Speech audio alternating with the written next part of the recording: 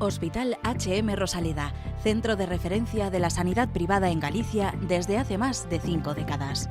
HM Rosaleda cuenta con el mejor y más completo cuadro médico. Actualmente está formado por casi un centenar de facultativos altamente cualificados que cubren prácticamente todas las especialidades médicas. Además dispone de unidades específicas totalmente punteras como la unidad antitabaco, neurología cognitiva o neurofisiología. El hospital está dotado asimismo con la tecnología más avanzada, ofreciendo a sus pacientes las máximas prestaciones sanitarias con los más vanguardistas medios de diagnósticos quirúrgicos y asistenciales. Más de 10.000 metros cuadrados a tu disposición, con unas instalaciones recientemente reformadas para una mayor confortabilidad, exclusividad y el mejor trato a sus pacientes. Y todo ello sin esperas y con una financiación adaptada a tus necesidades. Porque lo verdaderamente importante no puede esperar. Por ti, por los tuyos, Hospital HM Rosaleda.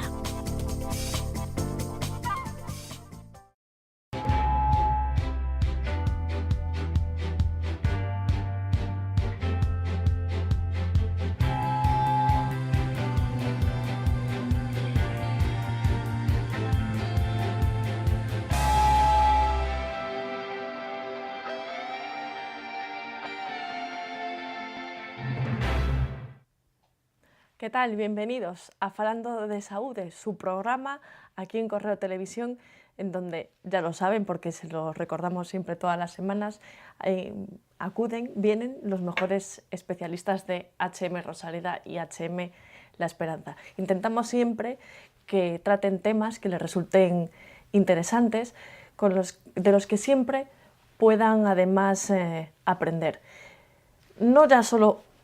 No principalmente para darle consejos a los demás, sino para que les recomienden a todos sus allegados que si tienen algún problema no duden en acudir al especialista. Así que no me voy a enrollar más y nos vamos a pasar al sumario del programa de hoy. Hoy en Falando de Saúde, entrevista a una logopeda de HM Rosaleda. A continuación, los espectadores plantean sus dudas sobre la disfagia. Y para cerrar el programa recibiremos un nuevo consejo de la unidad de enfermería de HM Rosaleda. Le dijimos hace poco a una de nuestras invitadas que no tardara demasiado en venir y bueno, no ha tardado nada. Nuestra logopeda de cabecera, Pilar Rey, bienvenida nuevamente. Pues muchas gracias, encantada de estar aquí otra vez con ustedes. Pues hoy vamos a hablar de un tema que, bueno, es... Para mí reconozco que la palabra era desconocida, pero es verdad que una vez que uno empieza a investigar un poco, dice, pues sí, como que me suena, ¿no? La disfagia. ¿Qué es esto de la disfagia? Bueno, pues la disfagia es un trastorno para tragar que puede darse desde que el alimento entra en la boca hasta que llega al estómago, ¿no? Normalmente se produce en edad adulta, pero también hay niños con disfagia. Y las causas pueden ser múltiples. Si quieres más adelante pues las tratamos, ¿no? Pero con lo que se tienen que quedar un poco las personas que nos están escuchando desde su casa es que es una dificultad para tragar. Puede ser alimentos sólidos o líquidos. Causas entonces, ya que lo has avanzado. Muy bien, pues las causas que producen una disfagia podemos dividirlas en dos. Primero, por un lado, los trastornos neurológicos, las lesiones neurológicas, que van a venir dadas muchas veces por un ictus, por un traumatismo cráneoencefálico, por un accidente cerebrovascular, incluso por un tumor o por alguna enfermedad degenerativa que ocasiona lógicamente una lesión en aquellos centros neurológicos que participan en la deglución. Entonces el paciente pues, puede tener varios síntomas que impidan pues, tragar correctamente los alimentos, ¿no? Y mantener una alimentación. Por otro lado, estarían aquellos pacientes oncológicos, ¿vale? Aquellos pacientes que tienen un tumor en boca o en laringe. En algunos de estos casos, pues, el tratamiento prescrito muchas veces es cirugía. Lo que va a hacer el cirujano, lógicamente, es una cirugía curativa que extirpa el tumor con un margen de seguridad, y ese margen de seguridad no sabemos hasta qué punto puede limitar o extirpar estructuras implicadas en el proceso de tragar, ¿no? Y entonces ahí los logopedas lo que hacemos es evaluar e intervenir. Aquí, bueno, tenemos una diapositiva, ¿no?, de elementos, bueno, que participan en la deglución. Seguro que tú lo puedes explicar muchísimo, Sí. muchísimo mejor. ¿Puedo acercar el dedo o no? Sí, pero de todos modos no te Vale, apartes demasiado de tu silla. Vale, pero bueno. sí que puedes señalar. Vale, bueno, pues donde vemos la parte, no es necesario, donde vemos la parte de labios es necesario tener un sellado labial. ¿Por qué? Porque si no la comida se nos va a escapar. Entonces, aquellos pacientes donde vean limitado el sellado labial, pues va a haber un problema a la hora de tragar. ¿Qué pacientes tienen este problema? Pues con parálisis facial, o aquellos pacientes donde el tumor haya abarcado esta estructura y el cirujano haya tenido que extirpar parte del labio, ¿no? Después, los pacientes que tengan problemas para la propulsión del alimento, es decir, la lengua lo que hace es que el alimento lo lleva hacia atrás. Entonces, en aquellos casos donde la coordinación y la movilidad de la lengua esté dañada, o bien porque no hay lengua, o hay una lengua pero parcialmente, pues también va a estar dificultado el acto de tragar. Después el sellado que hace la raíz de la lengua, es decir, donde nace la lengua y el velo del paladar, que es donde tenemos la campanilla. Sí. Es importante que ese sellado sea hermético, porque si no, los alimentos se van a ir a la nariz y tenemos un problema. Entonces, todo eso lo que es la parte oral. Después la parte faríngea, que vendría una vez que ya el alimento ha sobrepasado la parte de la boca, es decir, ya no estaría en boca. ¿Qué es importante? Pues es importante que la epiglotis se mueva, es como una báscula, igualmente, como un camión cuando bascula la arena, ¿no? Hace que eso caiga y se activa un cierre en las cuerdas vocales que impide que el alimento pase a las vías respiratorias, con las posibilidades que hay de toda una complicación e infecciones respiratorias, ¿no? Entonces esto un poco así, en líneas generales, sería lo que es el acto de tragar, en lo que nosotros podemos actuar, porque una vez que ya pase al esófago, ya tiene que haber un movimiento peristáltico, pero ahí si hay problemas ya tendría que intervenir el de digestivo, el especialista en digestivo. Es curioso, o sea, un acto como es el de tragar, ¿no?, que es algo pues automático que hacemos por inercia, lo importante que es y los problemas que puede causar, ¿no?, el no poder alimentarse, ¿no?, correctamente. Es que es un trastorno bastante importante desde el punto de vista también emocional, porque son pacientes que muchas veces se aíslan. Todos sabemos que la alimentación, el acto de comer, pues va unido muchas veces a celebraciones. Sí, es un acto social por excelencia. Exacto. Sí. Entonces, pues son pacientes que dicen, no, es que claro, para ver a los demás comer y yo no poder, pues me aparto. Claro. Entonces, lo que se pretende es devolver el gusto por la comida, el placer de comer, que el paciente se sienta a gusto, evitar complicaciones e infecciones pulmonares y sobre todo que vuelva a tener una vida feliz. ¿En qué consiste la reeducación de los trastornos de deglución? O sea, me imagino que pasaremos por diferentes fases. ¿Qué nos puedes comentar al respecto? Bueno, pues mira, lo más importante es saber cuál es la extensión de la lesión, porque eso nos va a decir mucho sobre qué es lo que podemos hacer. Si la extensión abarca muchas estructuras porque la cirugía ha sido muy abrasiva, pues lógicamente nos va a repercutir a la hora de hacer unos ejercicios muy específicos. Si la lesión es más pequeña, imaginémonos una cirugía láser.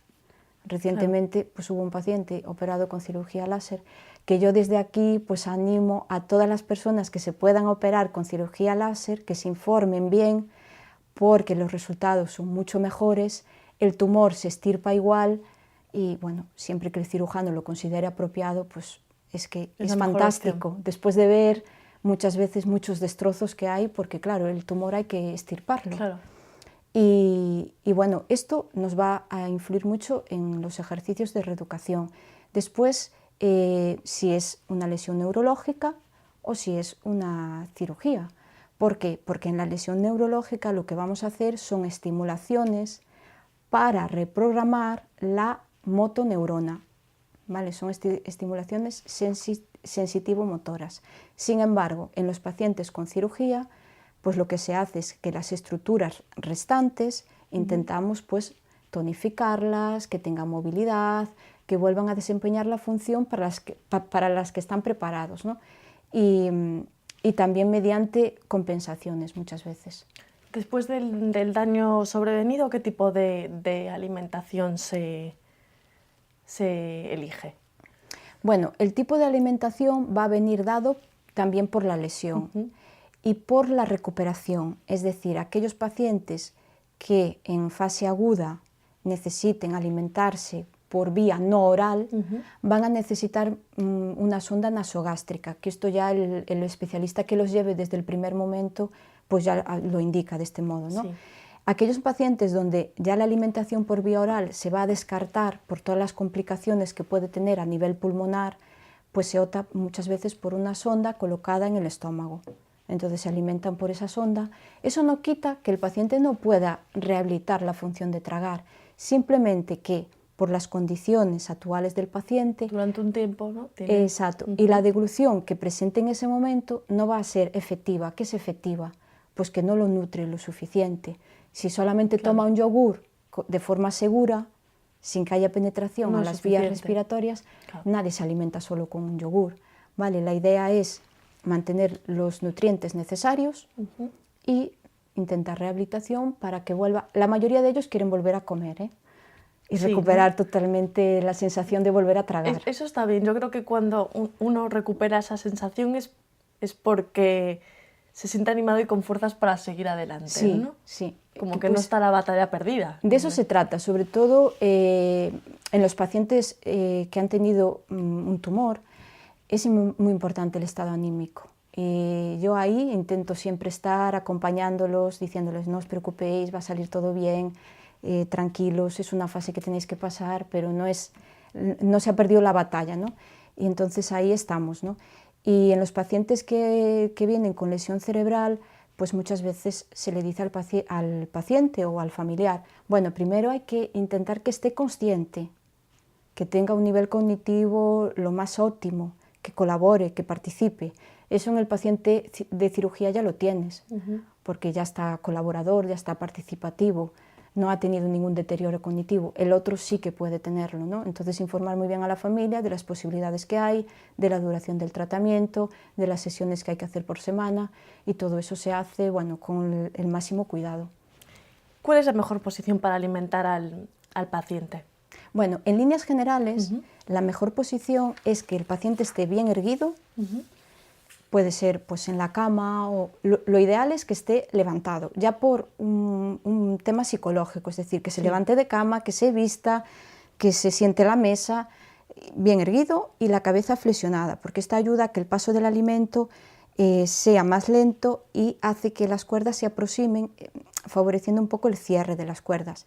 Pero no en todos los casos es esta, pero en líneas generales es esta posición. Eso también forma parte de lo que es la rehabilitación, la reeducación, es decir, ver cuál es la posición ideal, en qué posición hay que colocar la cabeza, qué maniobras nos van a ayudar y qué métodos vamos a usar. Por ejemplo, en algunos casos hay que espesar los líquidos. Entonces, si es necesario espesarlos, ¿en qué textura es la más ideal? ¿Qué alimentos, por ejemplo, es bueno no tomar ni probar? Pues aquellos, por ejemplo, que se hacen trocitos pequeñitos, como pueden ser los frutos secos, las patatas fritas, las galletas, pues eso ya de base, al principio, pues eliminarlos, porque hay un riesgo de atragantamiento muy alto. Claro. Son pacientes que incluso en algunos casos no hay reflejo tosígeno, es decir, nosotros tosemos, ¿no?, para eliminar algo que ha penetrado en las cuerdas vocales, ellos no, entonces al no toser, pues ya les entra directamente a las vías respiratorias. ¿Qué es lo que determina la reeducación de la deglución, Pilar? Pues el tipo de patología. El tipo de patología, es sobre todo... Sí, el tipo de patología y las estructuras que estén dañadas. Pues, por ejemplo, imaginémonos un paciente de cirugía oral por un tumor y que además haya recibido radioterapia. En estos casos hay una desvascularización producida por la radioterapia y además hay una falta de saliva porque las glándulas salivales también se ven afectadas. Entonces, en estos casos, muchas veces también viene dado pues una cierta parálisis de los músculos del cuello, sobre todo cuando ha habido un vaciamiento ganglionar. Entonces es importante saber si hay todas estas dificultades, pues actuar primero en esto y después ir poco a poco avanzando en los ejercicios. Hay veces incluso que hay fibrosis muscular, son pacientes que les cuesta mucho o abrir la boca o cerrar la boca. Entonces tenemos que empezar por ahí, ir poquito a poco, pues avanzar hasta la lengua. Las estructuras que están móviles, mantenerlas móviles. Sí. Porque muchas veces estos pacientes, como dejan de comer, Sí. pues claro, todo se atrofia, ¿no? de alguna forma.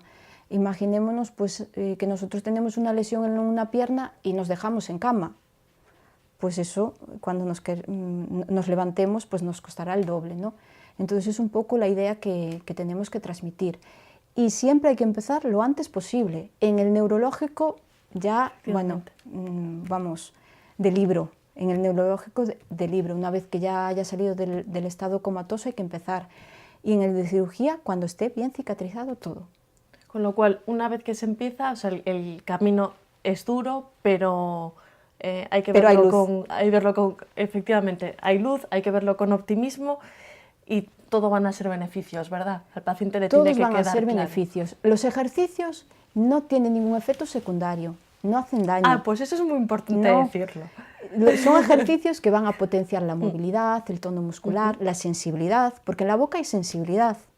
Hay tono, igual que en cualquier otro músculo de nuestro cuerpo. Hay movilidad, eso es lo que nos permite ahora, por ejemplo, estar hablando. Si yo pudiese mover la boca, pero no tuviese tono en la lengua, probablemente pensaríais que tengo una lengua de trapo o que algo me pasa en la lengua, ¿no? Claro. Entonces, esto es lo que se hace realmente y no tiene ningún tipo de efecto secundario, simplemente beneficios. Has nombrado durante la entrevista, ¿no?, a varias especialidades. La importancia, ¿no?, del equipo multidisciplinar, ¿no?, en el abordaje de un paciente con disfagia. Es fundamental, claro. Es fundamental, por todas las implicaciones que tiene. Si hablamos de una lesión neurológica, importantísimo, porque va a haber muchas veces la actuación de un fisioterapeuta. Imaginémonos aquel paciente que tiene una hemiplegia, que no puede llevar el alimento a la boca, pues va a ser necesario que el fisioterapeuta actúe con ejercicios, intentar pues quizás en muchos casos ejercicios de tronco para mantenerse erguido. En el seguimiento de la enfermedad, el neurólogo, porque muchas veces pues hay que medicarlos o hay que cambiarle pues según qué cosas que son importantes a la hora de la evolución de la enfermedad. Después, el nutricionista. Si hay un problema neurológico y de deglución, el paciente puede no estar alimentándose bien, lo suficientemente bien, que no quiere decir que no se alimente, pero quizás no le llega para todo lo que gasta en el día a día, ¿no? Entonces el nutricionista. En el paciente oncológico, pues en el paciente oncológico, aparte de todo esto, el neumólogo, porque si hay complicaciones respiratorias o puede haber riesgo de haberlas, mejor ya que él lo siga, y también el nutricionista. Vale, somos lo que quiero hacer, transmitir a los que nos están oyendo, es como una casa, claro. Es como un equipo, que lo que hacemos es intentar que una vez que llega el paciente con las dificultades que tiene, solucionárselo. Y de eso se trata. No es que un trabajo sea más importante o el otro menos importante. No, es todo. Es que todos son importantes. Porque si uno falla... Todos. Y el paciente al final lo va a agradecer muchísimo porque va a ver el resultado final, que es que al final pues, va a tener una vida que le permita pues, tener otra vez la sensación del gusto, la sensación de lo que es poder comer con su familia de forma como lo hacía antes de la lesión. Es que la discapacidad, las lesiones, los trastornos, no te mandan un WhatsApp para que estés preparado. No te dice, llego en 5 minutos, prepárate. Entonces, ¿qué es lo que tenemos que hacer? Bueno, pues con lo que hay, decir, bueno, pero esto tiene solución. Y realmente yo, si en algo os puedo transmitir, es la sensación del primer día, cómo entran, esa mirada perdida, ese miedo y cómo salen, con la alegría, con el gesto de, ay, qué bien, que estoy bien, ¿no? Que me he curado, ¿no? Y esto es una cosa que me preguntaba, ¿es que esto se cura o hay que volver después? No, no, hombre, una vez que está curado, ya lo veré por otra cosa. Incluso muchas veces les digo, si me ven en la calle, salúdeme, porque soy muy despistada, ¿no? Pero no, esto se cura. Sí que es verdad que las lesiones neurológicas, si son degenerativas, ya es distinto, ¿vale? Pero en los pacientes con cirugía, las estructuras que existen están ahí, hay que volver a ejercitarlas, a moverlas. En muchos casos también es importante la cirugía reconstructiva, que hay pacientes que la necesitan. Una vez que han extirpado pues, parte de, por ejemplo, de la mandíbula o parte de la lengua, pues necesitan una cirugía reconstructiva y seguir luchando para volver a comer y para volver a hablar muchas veces, porque las dos cosas están asociadas. ¿Qué te parece si nos vamos a las preguntas de los espectadores? Allá nos vamos.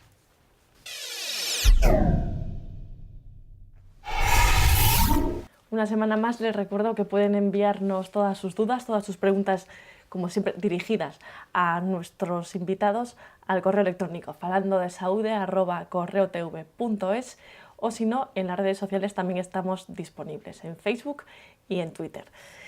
Pilar Pepa de Santiago pregunta ¿qué papel juega la familia en la recuperación de un paciente con un trastorno de deglución? Pues importantísimo, el papel de la familia va a ser importantísimo. Yo, si me permites, pues otra anécdota. Sí, claro. Me acuerdo de una señora que llegaba con una lesión neurológica, una señora sobre 69 años, si no recuerdo mal, venía con su hija muy desorientada, muy perdida, lo que hablábamos un poquito antes, ¿no? de ese miedo, ¿no? Y claro, yo le dije hola, pero ni me miró, con lo cual yo dije, bueno, es un cuadro grave, ¿no? Porque no sabe ni dónde está. Y lo que hice fue la cogí de la mano.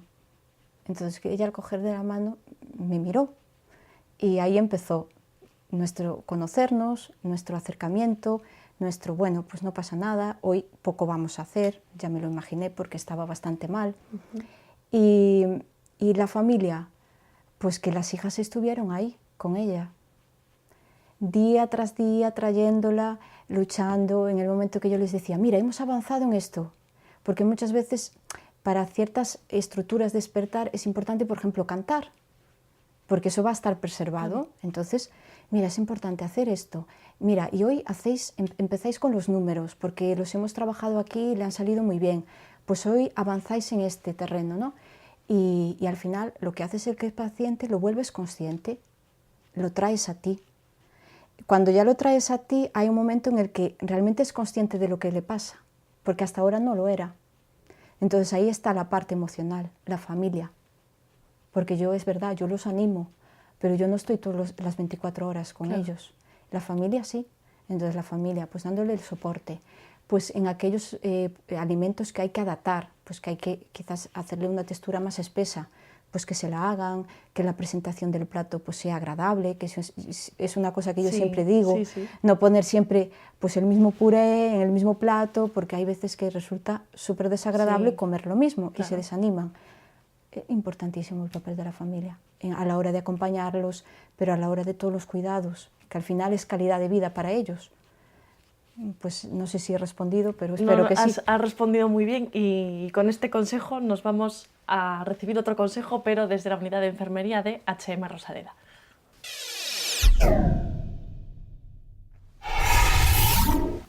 Hola, mi nombre es Verónica Arcila Romero, soy enfermera de HM Hospitales y en el día de hoy les voy a hablar sobre la depresión en la tercera edad. Entonces, la depresión en la tercera edad no se debe relacionar como si fuera un estado pasajero de tristeza. No se trata de una debilidad emocional, ni una situación de la cual la persona pueda librarse a voluntad. Realmente es una situación en la que el anciano lo pasa realmente mal y aparte las personas que conviven con él o los cuidadores.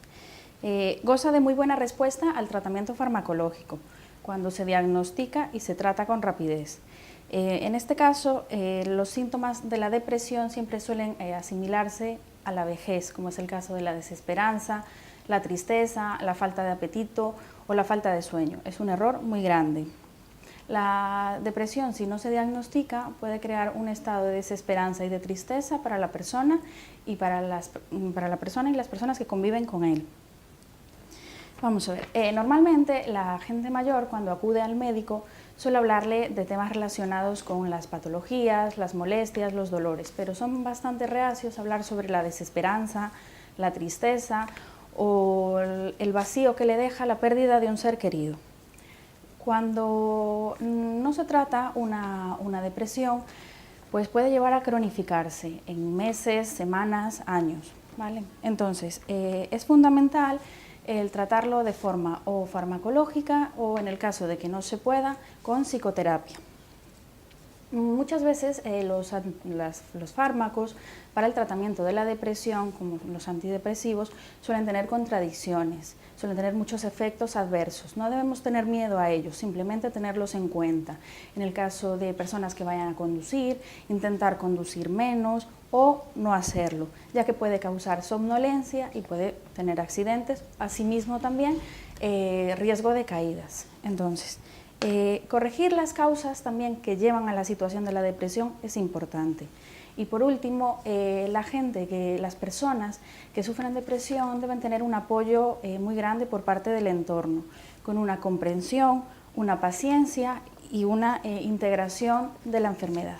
Y no tenemos tiempo para más, es una pena porque una vez más el tema resulta interesante y sobre todo como Pilar siempre nos cuenta, bueno, en este caso nos cuenta anécdotas, pues la verdad está muy bien porque son casos reales, Sí. Que terminan bien, Sí. y entonces pues ese optimismo y esa ilusión que irradias creo que es lo que le tiene que llegar al espectador. Sí, espero que sí, porque realmente en la parte del terapeuta es fundamental el optimismo, transmitir la ilusión de que se va a recuperar, porque nosotros no damos medicación, Claro. nosotros los vemos todas las semanas, y si ellos no vienen motivados, si ellos no vienen a gusto, si entrar por la puerta es como un sacrificio, olvídate, porque ahí ya has perdido la terapia, ya has perdido la recuperación. Ellos tienen que venir contentos, como ilusionados, como diciendo, esto lo voy a conseguir. Y realmente, bueno, yo creo que es lo que intento todos los días transmitírselo. Y en algunos casos, pues, o en la mayoría de los casos lo consigo, ¿no? Y eso es mi lucha. Pues muchas gracias, de verdad, Pilar, por venir Gracias a a acompañarnos un programa más. Gracias a vosotros. Y con el optimismo y sobre todo esta humanidad que irradia Pilar, porque lo que comentó antes de coger la mano al paciente es muy importante. Y nosotros nos vamos, pero no sin antes, me gustaría permitirme una licencia, no es muy habitual, pero creo que sí que me van a comprender. Hablando de humanidad, de optimismo y de ilusión, dejen que recuerde a una doctora que es compañera además de Pilar en HM Rosaleda, se llama Teresa Codesido, gran profesional y mejor persona, disculpen porque me emociono un poquito, quien ha estado acompañando a mi familia y a mí en un momento muy importante de nuestra vida. Así que con esa ilusión que transmite Pilar y que sabe también transmitir la doctora Teresa Codesido y el gran equipo que forma HM Rosaleda y HM La Esperanza, nos vamos, volvemos la semana que viene, no sin antes desearles el mejor de nuestros deseos. Salud y mucha suerte.